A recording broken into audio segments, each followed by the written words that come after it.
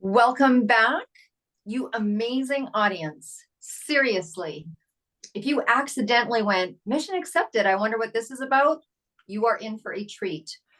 If you're here, you're meant to be here.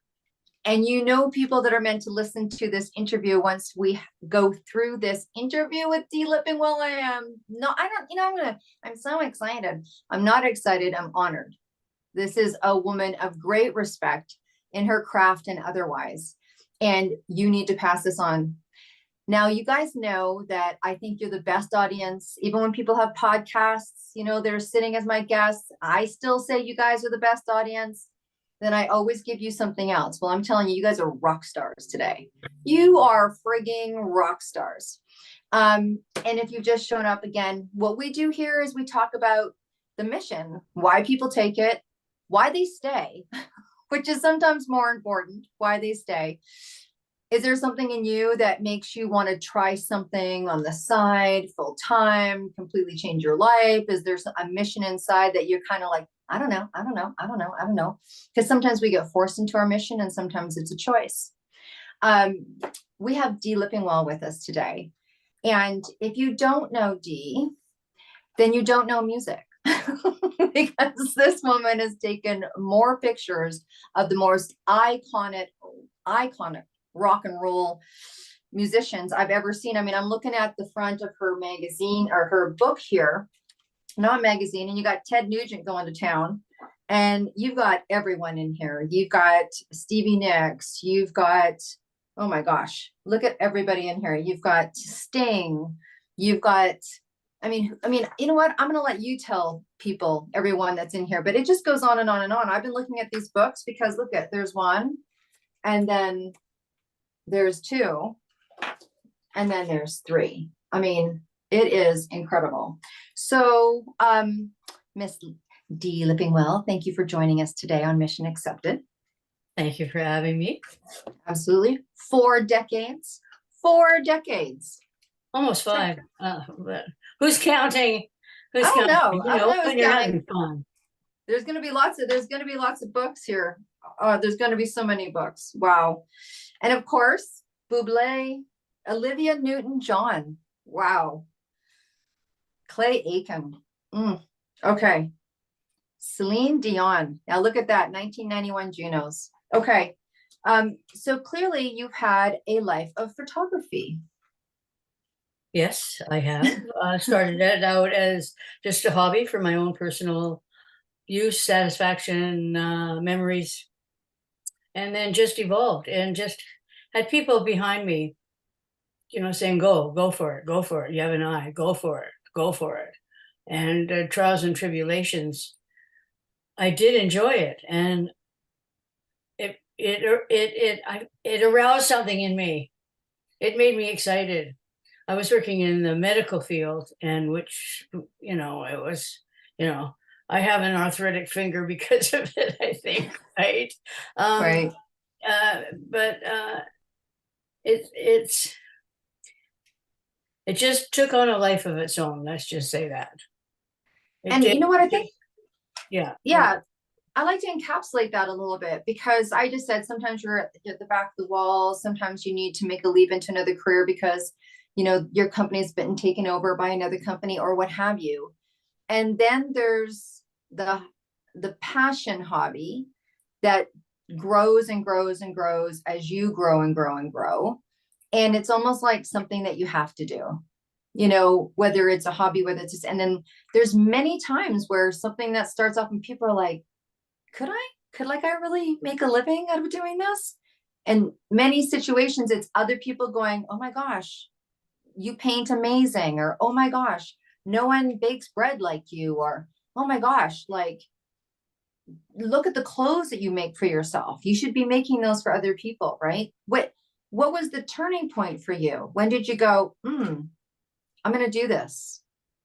I think after my very first show, and it wasn't actually a show. It was just I walked into a record store and they had a Pink Floyd concert, which I had been at because I went with my brother, and I happened to take my camera, and I borrowed a 500 millimeter lens, which I could not hold. So, I mean, you know, I getting my brother to hold the lens up. I'm trying to shoot this band, and I knew of the band, right? Because he had turned me on to them. Yeah. But I took off my 500 millimeter, put on my regular, went down, shot the show, and then those pictures were awesome. I don't know. It was like it was my third eye. And I walked into this record store and they had a display of Pink Floyd concert photos. And I guffawed. I went, um, you know, if you're going to do a display, make sure that you got good pictures. And of course, the manager said, I suppose you have better. And I said, I suppose I do. He said, well, if you do, you know, bring them in. And I raced home. And 15 minutes later, I was back. And I had the package of like 5x7 color pictures. And he's leafing through them and he go, you took these? And I went, yeah. He goes, what's your name? And I told him, he goes, is that your like stage name or your photographer's name? And I went, no, that's my name. And he said, do you mind if I put these on display? I said, no. He said, yeah, well, he got his girl to type out, you know, on the fax machine or something, Dee Lippingwell. And the poor other photographer, I don't know who it was, but he took all his pictures down because they were awful. They were like black and white blobs, black, you know, you couldn't even see who the artist was. And that was my first inkling that, wow, maybe this is what I was meant to do. And then and I had the people behind me saying, wow, like, look at these, you know, people were saying, oh, look, I'm getting goosebumps. You've captured such a great moment. And so I just continued on and I practiced and I practiced and I set up my own darkroom and I had already, you know, taught myself, you know, how to print my pictures. So I was into trees and flowers and, you know, stuff. Right. But because I was always an avid concert goer. And I had an Instamatic. I didn't even have a 35 millimeter. I mean, really, I mean, it's like, well, and I just had no idea that I could do it. It was, wow. Like I go and I take the pictures and we're like, wow.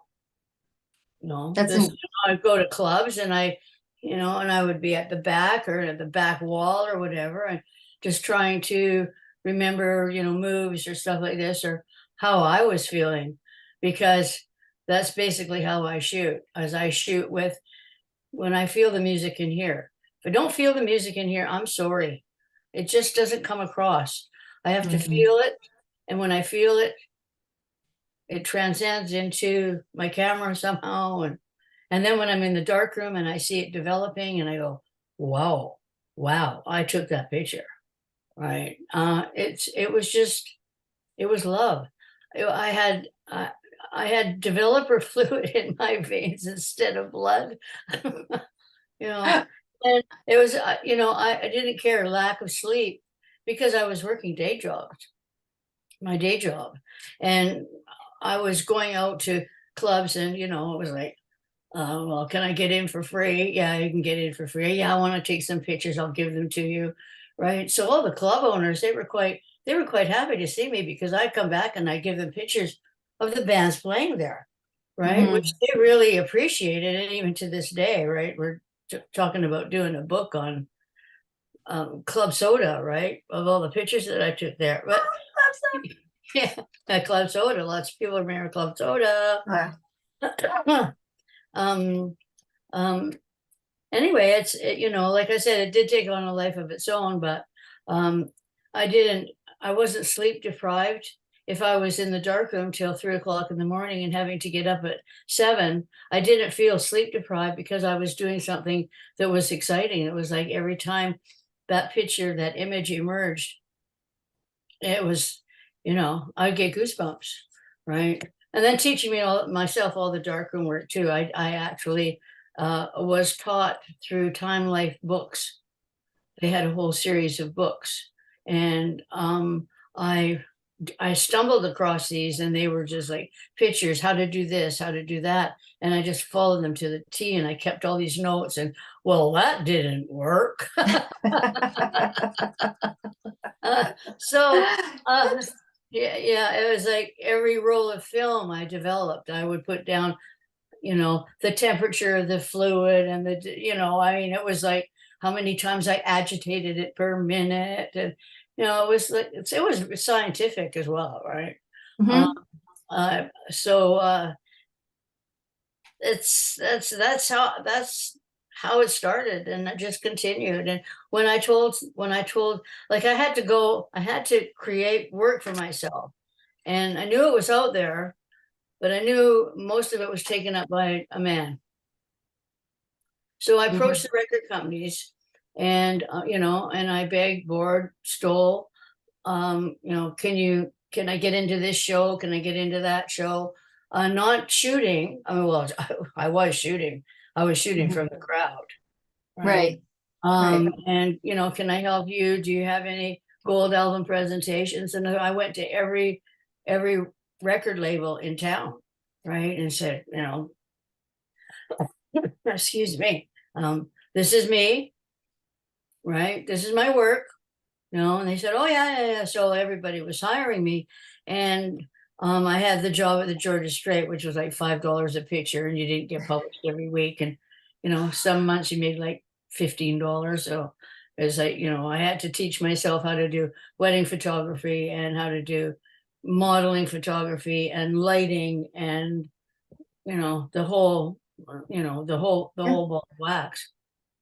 I was like, anyway, am I talking too much? No, no, you're not talking too much, but I think that first of all, I love Club Soda because that was one of the clubs we had club courtesy with, because I used to work in the clubs in beautiful Vancouver. And Club Soda, for those of you that don't know, was just an incredible club in downtown Vancouver that did have a number of bands, and it was just a great place to Oh, go. yeah. And I think, no, I don't think, I mean, the one thing I love about your experience, right? Because it's your story, is that there is very much an organic flow. It had its own push, but it was like it was pushing you. I mean, it made you go search things out. I think that, some people are really, really fortunate that they have that drive inside, but the drive makes them not tired in the morning. The drive makes them contact people they're afraid of. The drive makes them walk into a room when, the odds are against them. And I think that too many times people are in their head when it comes to entrepreneurship, and they need to be in their body, and they need to let the passion lead them, right? And when I hear you talk, I just hear you talk about how the passion led you, and it led you here, and it led you there, and it kind of spoke to you. I mean, it's such a creative art. And then when you were at Georgia Strait, I remember you sharing that story about how you were getting $5 a picture, you know, and what does that look like? Obviously, that looks like a full-time job somewhere else, because you can't sustain on that. And just trying to make your craft come alive enough to that it's sustainable. When did it flip? Like, how long? I mean, like you said, almost 5 decades. When did your business flip over to being able to sustain you? It took about 5 years. Mm-hmm. Excuse me. It took about 5 years of me working my day job, going out, working for the record companies, and working for promoters around town. And I worked hard, but I went to one promoter and I said, I'm thinking about quitting my day job, because I think I've got it so now that I have enough income coming in, that I can handle it. And he laughed at me, and he said, I guess he didn't know me very well, because he said, you're not going to make a living from shooting rock bands. The musicians don't want them, and the promoters already get them from the band managers, and you're not going to make a living from it. And I said, watch me. Watch me. Don't say that I can't do something. What are you talking about? Right? Yeah. Yeah, I can do this. And he went, "Meh." And even to this day, he sees me and he shakes his head and he goes, oh, I knew you could do it all along, Dee. I was just pulling your leg, right? Uh-huh. Right. Right on. What am I Yeah, doing? sure. Oh my gosh. Well, look, I know that you have a lot of stories inside and a lot of incredible moments. Is there anything that, I'm sure there's a flood of incredible moments, but can you share with us some moments that like made it all worth, has made it all worth it, or was really fulfilling to you, or a kind of a magical moment while you were doing your work?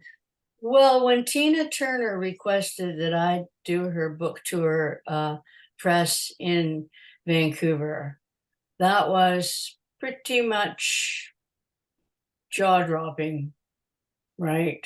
Mm. Asking for me personally. Well, she didn't actually ask for Dee Lippingwell. She asked for that photographer who did the album thing, who did all the interviews for the album thing, the one with the great legs. Nice job, Tina. Nice job. And of course the record rep went, "Oh, that's Dee." Wow. So yeah, and then when we did all the interviews, and I did with her, and she walked into the hotel room where we were doing them, and she said, "Oh, I'm so glad they found you." And I looked at her and I went, "You're wearing pants.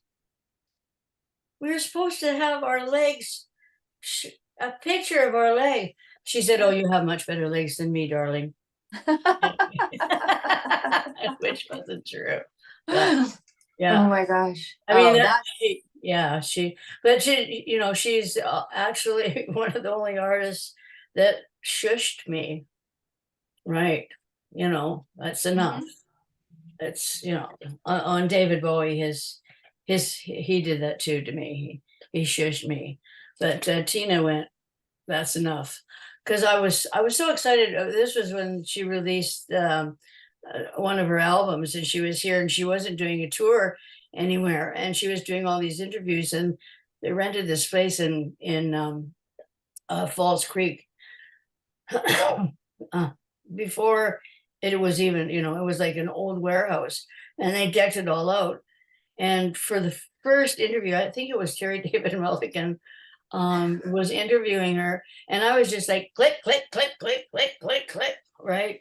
And she put her hand on Terry's arm, and much music, right? She said, and she looked at me and went, "That's enough. I All think right. you've got it." And I was like, oh, sheepish. I was sheepish. And there you go. And then she But requested you. yeah, yeah. Wow. Do you have any other stories of people that you took that there was a special moment there for you, or um, you know? Well, I worked for many, many, many, many years with Long John Baldry. Mm, Um, so the Rod Stewart and that whole thing mhm. is pretty special to me. It's this the stories are, you have to read the stories. You have to read the stories, because the stories are things that actually happened to me, and I'm telling it like it was, and I can take you there. And one of the things that people say about the stories in the book is, "I was at that concert. I think I saw you shooting in the pit," or "Alice Cooper fell on me. Dee, are you all right?" It's famous. It's famous. His Mhm, Alice Cooper falling off the stage in Vancouver is a famous story, and mhm. a lot of people know that he fell on me. Right? I was okay, right? Yeah. But they made me sign a waiver, um, saying that if he fell off the stage again and fell on me, that I wouldn't sue. Why would I sue? Why would I There's a sue? prime example of when you're building a business, you don't know what you don't know until it happens. You're like, okay, we didn't know we would have to do a stage falling contract NDA, or you know. So let's do that, shall Exactly. we? Well, Sting thought I was stalking him because I met him in the lobby with my book, my first book. Hmm. And it was like, did he think that we were stupid in Vancouver, that we wouldn't know where he would be staying? I mean, hello. But he came down really hard on the record rep. "She's stalking me." This is the third time that I've seen her. Well, I was doing shoots for the photography for the record companies. Of course he saw me before, but that Yeah. turns into stalking. I don't think so. And he was in my book, right? He did sign the book. He did sign the book though, and I think, it's sort of an apology to me, but Yeah. I mean, there's so, well, the stories in the book just show that you can you can be successful, but you have to be ready to accept the fact that you're going to have a couple of running shoes in your mouth at some moment in time, right? Or do something really stupid. And most of the stories are funny about the stupid things that I've done meeting these people. Well, I mean, you must be talking about this book here, First Three Songs, No No Flash, flash. right? Yeah. Yeah. I mean, that's the one that's got all these incredible stories. I was just looking at, Anne and Nancy, you did some touring with Heart. I did. Imagine riding in a jet down to Seattle all by myself. Oh my God. It was incredible, right? And then we picked them up in Seattle. The jet picked them up in Seattle. And Howard was deathly afraid of flying. We were only going to Portland, right? And he just sat there the whole time. My Anne and Nancy are fabulous. I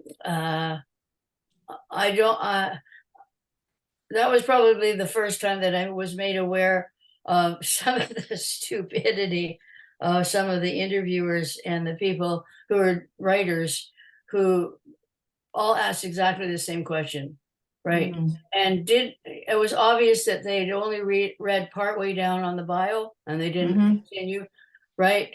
And Anne and Nancy were just so gracious and so kind and so warm, and tried to defer them to actual like song making, right? Writing lyrics, doing who does the music, like, it was like, so do you think that being married to two guys in the band is helpful to you or a hindrance?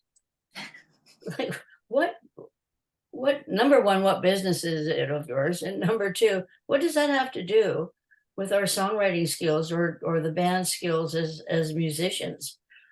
Yeah. Anyway, I did go on tour. Yeah, I did go on tour as ZZ Top, taking Texas to the world tour. I wasn't allocated to where the cows were, but I was. I had to rest for 3 weeks. I was only on the road for 7 days. That was the longest 7 days of my life. You go to 3 different cities and you don't know the cities, and you have to find a place that's going to develop your film like in an hour. Unheard of. Like so I had, roadies like driving me around, Dallas. And I was like, oh God, where are we? Right. And ZZ Top were really, really upset when the first book came out, Best Seat in the House, and they weren't in it. They said, Dee, we took you on tour. You were our tour photographer for a week, right? The management. I said, well, look, okay, that actual tour thing was, you hired me, you paid me, the film was yours. I didn't get it. You got it all. And the management said, well, we would have shown it to you. We would have given it to you if you'd asked. Right. So I said, okay, no problem. So I think I wrote that story in 13 songs anyway. They mean, isn't it interesting, right? You can't make everybody happy. And, it's interesting, but yes, in this one, I'm looking at George Michael, I mean, I think the cool thing about reading something like this or getting to know the artist more is that it gives you more depth to your experience with them. Like my son's 19 and he came in the kitchen, I don't know, maybe 6 months ago. He goes, Mom, I found this new band. I'm like, sweet, we're a bit of a music. I'm like, put it on. And he's playing. I'm like, Ocean, that's the Thompson twins. That's the Thompson twins, right? And we're coming back from my daughter's, we're driving back from Mission. So it's about an hour. And he's like, Mom, I just found this music for my playlist. And I'm like, okay. And I'm expecting, because he loves all music, but I'm not expecting this. And he goes, listen to these guys. And he puts it on. It's the Bee Gees. I'm like, Ocean, okay, you know what? I think we need to tell you some things about these artists, right? But once you get to know the artist, like when I read the stories that you have in here, I feel more connected to the memories that that music gives me. Exactly, exactly. Mhm. That's how I meant it to be all along, right? Yeah. Yeah. I mean, this is historical. This is lineage. This Well, is it's not dated. It's not dated. It's not like, oh, you published this book how many years ago? The stories are still relevant today because now we're more interested in those artists and mhm, what they were like, right? I mean, I'm working on now my slides to do another book. It'll probably mhm. take me 5 years. It'll keep me busy. Um, my somebody asked me what the title was going to be, and I said, well, I don't have a title, but after looking at some of these photographs, it should be Rock Stars Before Wrinkles. Okay, if that's not the name of the book, it darn well needs to be a t-shirt in your merchandise line. I mean, that's Well, bomb. this person is in marketing, and he said, boy, talk about grab attention, right? He said, a great marketing tool. Yeah, Rock Stars Before Wrinkles.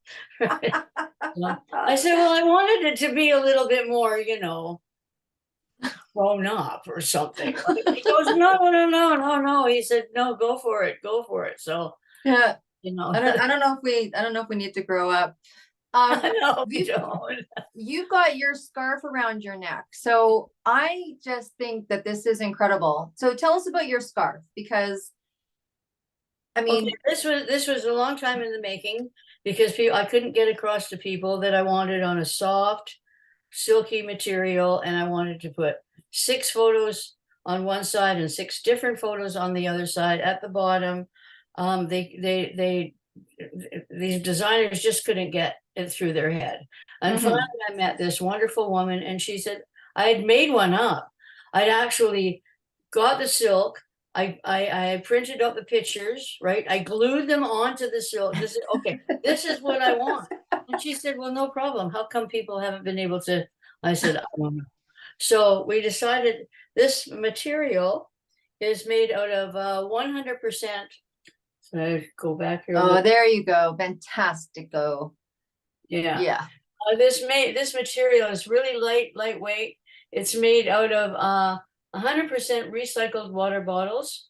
Mm-hmm. It has all my favorite artists on: Stevie Nicks, Mick Jagger, Sting, Elton, Steven Tyler, Rod Stewart on one side, and on the other we have Pete Townsend. We got Tom Petty, Tina Turner, David Bowie. Who am I missing? Bruce Springsteen. Bruce, Eric, yeah. Yeah. So, and not only for women, but for men. Mm-hmm. I mean, I've got right now an artist who is wearing my scarf on stage. So it's like, oh, send me a photo. Yeah, that's right. Now you're saying send me a you know, photo. I mean, I have a picture of Rod Stewart reading my book. Somebody sent me a picture of Rod Stewart reading my book, and you can't really see his face, but it's Rod Stewart. The hair, you can see a Yes, portion totally. of it, right? But he's engrossed, and it's like, oh. So get an artist to wear something on stage, and then I can take a picture of it, and then I can flog it. But these are very exclusive. Yeah. Yeah, these are exclusive. Um, we made 50. Wow. Yeah, we made 50. And I signed them, right? And so we don't have very many left. But we have enough. I think we have about 20 left, right? Because Okay. I haven't really been flogging them, right? Yeah. No, Just doing other things. doing other things, living life. So look, as we kind of wrap up and as we come off our podcast going, I want your life. The truth, right? Okay, like seriously. Um, the truth of running your own business, getting told no, what was the toughest part for you and how did you overcome that? So there's a lot of people that are listening that, I mean, and we do that, right? after you've kind of been in the sawmill for a while, I call it, people think you become not untouchable, but things don't affect you, that you don't have things. I think it was the financial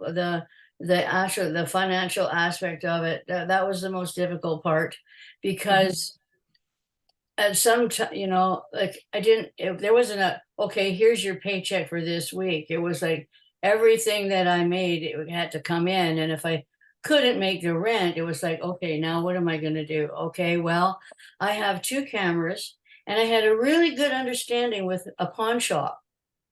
And then I would take one camera into the pawn shop, and they would say, how much do you want? I had to set up a rapport with them, of course. I need $100. So this was a $400 camera. So I need $100, and I only want to pawn it for 10 days. And then they charge you like $2. Right. And I would come back, and I would because I would be waiting for a check from A&M Records or CBS Records or whatever. And as soon as that check came in, then I would go and I would get my camera out. Well, I did this a lot, right? Because nothing was for sure. But there was no way that I was going to not do what I was doing. It didn't even enter my head. It was just like, okay, we got this purple patch, and we just get over that, and we just continue on. Yeah. And I think that's, people should not be afraid, or be very afraid. But here's the interesting thing. Here you are, right? Here you are, and here you'll be. And I think that, entrepreneurship, whatever that looks like for people, right? I mean, sometimes people think that being a musician or being a photographer or being in the arts isn't entrepreneurship, but it's entrepreneurship. I mean, you got to sell yourself and what you do, right? So it's the same thing that we do in the world of entrepreneurship. And then a lot of times it is, you hear like, oh, the money, and it's hard to explain to people that there will be thin times, but you will get through it, because that's the time that you get the most resourceful. Like, you have resources, you just haven't had to put them to task, because maybe you've had a paycheck every 2 weeks or whatever. But the funny thing is, everybody still ends up standing at the end of the day, right? Everyone ends up standing at the end of the day. So I think that's when you dig deep. That's when you dig deep. All right. So here's something really interesting. So first of all, I know that in the show notes, people are going to be able to go to your site. You've got all your books there. You've got your scarves there. You've got some incredible photography to look at. And we do want to make sure that people understand it's deelippingwell.ca, right? Because this woman lives in, oh gosh, am I so lucky, Vancouver, Canada. Where do I live? So that's cool and groovy. Yay for me. Good decision. Good call on my parents, I guess. But one question I have for you is the same question that I ask every single person that comes onto the show. And it relates to my love to music. Not so much about entrepreneurship.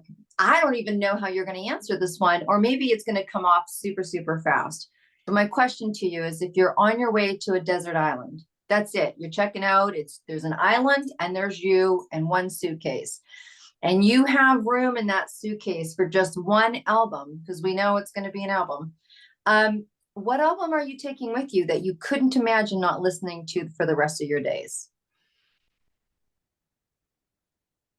The band that started it all. You're going to be surprised. Pink Floyd. Nice. The band that started. I got goosebumps. Pink Floyd. And any one of their albums, it doesn't make any difference. Whatever. It's incredible music. It's incredible music. Well, look, we're so appreciative. Surprised, because my first album actually was Frank Sinatra. I'll do it my way, or I did it my way, or whatever. That was my first album. My second album was Pink Floyd. So, well, I gotta say, Dee, knowing you a little bit now, I'm not that surprised that you were attracted to an album called "I Do It My Way."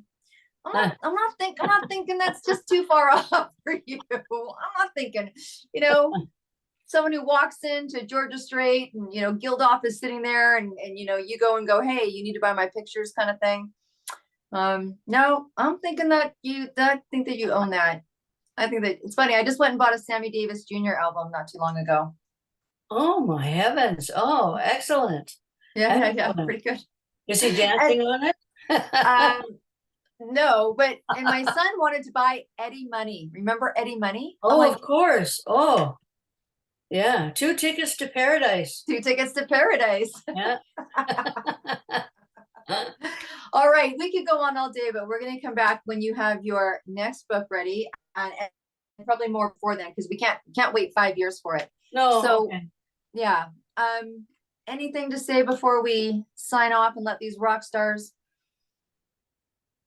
No. No, nothing. Just go to my website, check it out. If you see anything you like, just if you want to talk to me, you can go through my website. I can always be reached through lippingwell@gmail.com.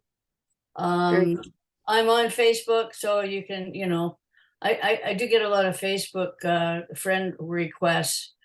Some of them I sort of totally ignore because they're stationed in Iraq or they're, in Belgium.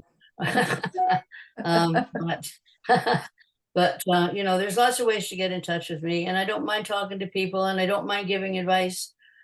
Don't quit your day job. Don't quit your day job till you're making more than $5 a photo, people. Yeah, you hear exactly. That? Yeah. Exactly. Wow. Well, thank you so much for sharing with us today, Dee. And look, you guys, you're incredible. I love you. You're the best audience ever. And now that we're talking about music a little bit, you guys know what I'm going to talk about next. I'm going to send you to theydidittour.ca. So that's the big walk that myself and my girlfriend Corrine are going to be trekking across Ireland to raise money for the music community. And look, you don't have to do the 8 marathons. We're just asking that you go to the donate page. And this is what I say. I say, clear your music karma. All this money that we get is going to go to the music community, Unison in Canada. She is the music. And it's going to help the community. And if you've ever listened to a song or downloaded it for free or walked by someone busking in the street and thought, oh, I wish I did, just let us do that for you. Just let us do that for you. So go ahead and donate and we'll do that for you. And then your music karma is clear. All right, you guys, we will see you again. Till next week, be well and stay groovy.